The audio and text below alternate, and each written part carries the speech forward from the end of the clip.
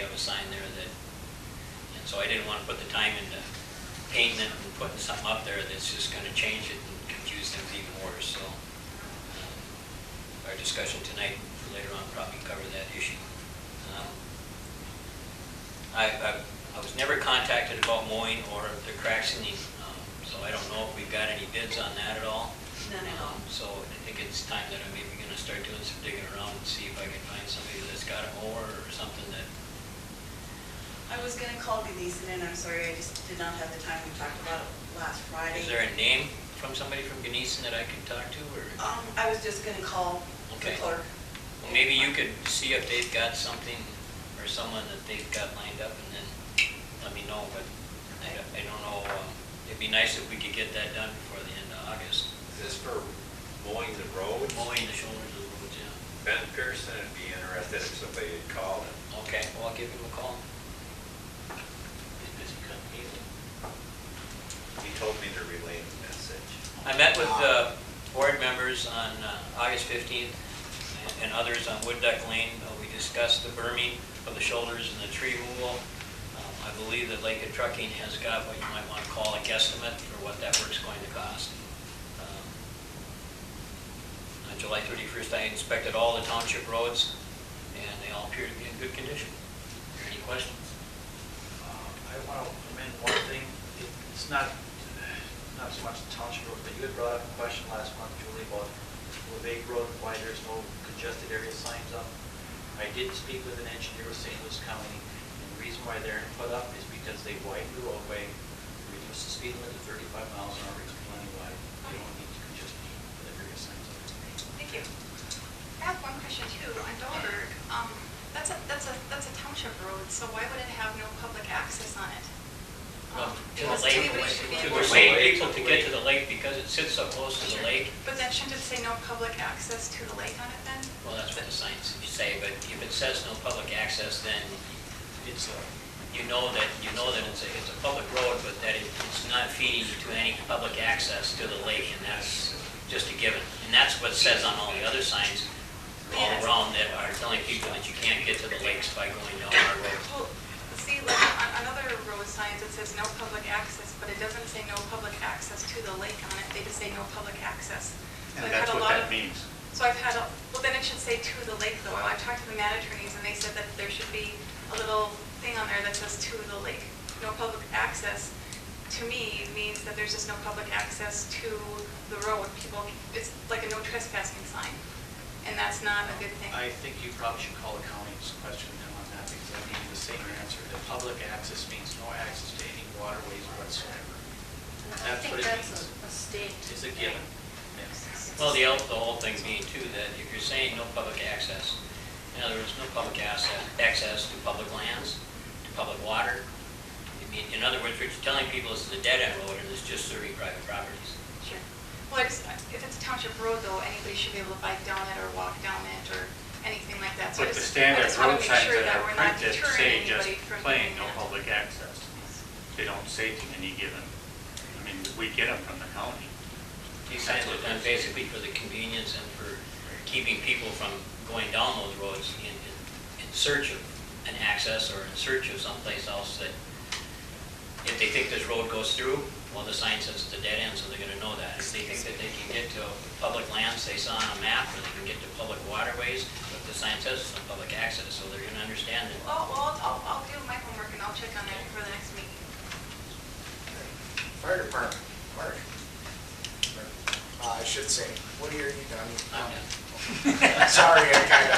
No, that's fine. Yeah, be done, would you? This past month, the fire department had no emergency responses.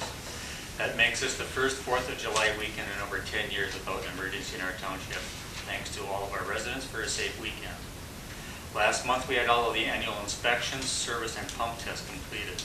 Problems were found in both pumps, so necessary repairs were scheduled and completed, and the pumps retested, and we just got notification that they now passed. And as a side note that I didn't write in here, that doesn't mean that the pumps didn't work. They do a dry back test on them, and because there was some leaky valves, it would suck the air in through the cracks or the the grooves in the ball valves.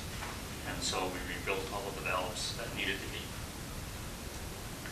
Training was accomplished on pumping, water relay, and drafting, along with flushing some of our dry hydrants. Medical training was held to refresh on the types of injuries found during the 4th of July and other summer-type injuries and medical problems. The department also organized a community night out event. A special thanks to Bob McBean and Tracy Thorson for heading up this committee. And thanks to all of the sponsors and the residents that made this a success. And with that, I have a check for the township.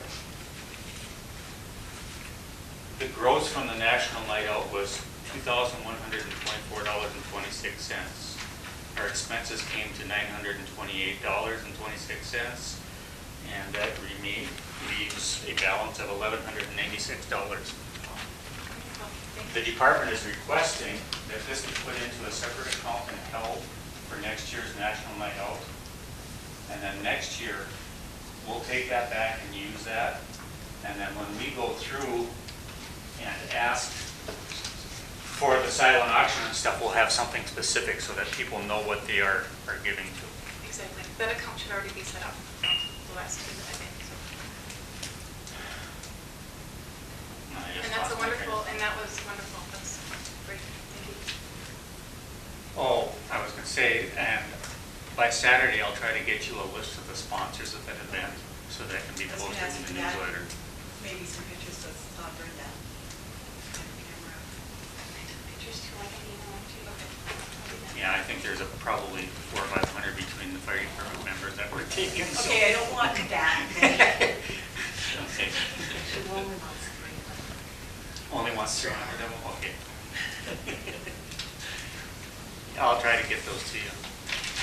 I think they're trying to send them to the website too. Put them up.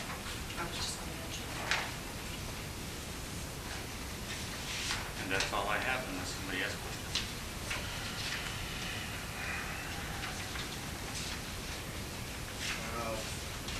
Law enforcement. Citizens are still having issues with loose animals in the township. After speaking with 2 deputy sheriff's officers, I have found out how limited our enforcement of this issue is without following the correct procedure. I was told we needed to publish all of our ordinances, including the leash law and any animal control ordinance we have for the township in our township newsletters and website. The steps to enforce these law ordinances are below.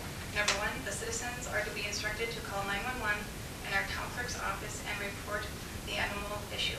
This is to ensure a report on file if these animals continue to be a chronic problem. It also gives the deputies more power in enforcing these laws and ordinances. Number 2, either the citizen, town board member, or sheriff's deputy will call Gloria Dallum at either 721-3502 or 343-3903, who is contracted with our Greenberg Township and other area townships to take care of these issues and can issue the correct paperwork for the violators.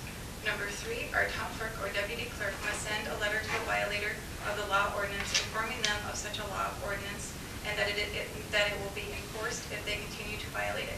Number 4, if the issue doesn't cease, then the sheriff's deputies can issue the right violation citation. Number 5, I was instructed to have our town clerk publish all ordinances, laws for our township in both, oh, I already said that.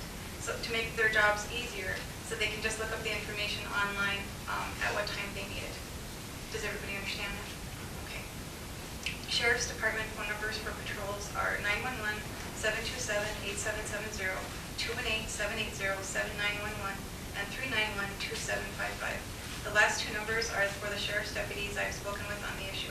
We need to ensure the public safety of our citizens. Citizens need to be able to walk, bike, rollerblade, etc.